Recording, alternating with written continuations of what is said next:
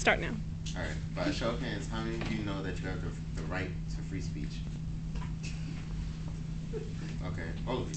So by another show of hands, how many of you know that your right to free speech has limitations?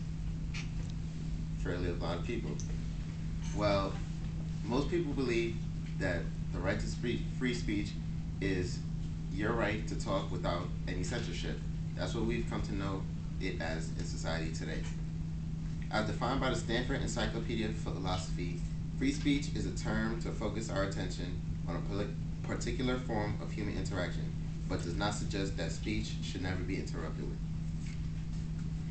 The Stanford Encyclopedia of Philosophy also states that free speech becomes a volatile issue when it is highly valued, because only then does the limitations on it show controversy.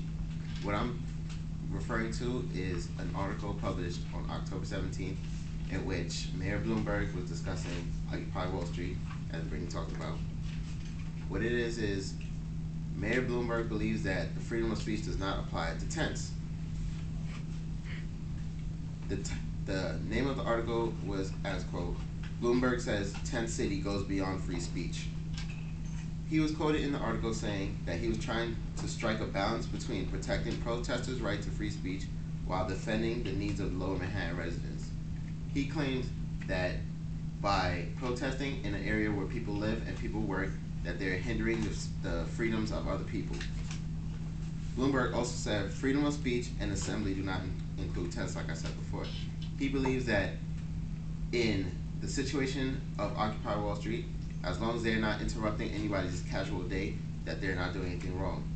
Another thing that was in another article, which I do not have the title of, was the two women that were pepper sprayed at the beginning of Occupy Wall Street protest.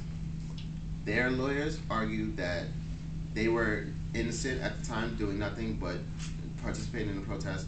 But as police would argue, they said that they were disrupting people going on their commute to and from work. In conclusion, I ask you, is the right to free speech really a right at all, or is it a privilege granted to you by the government? You decide.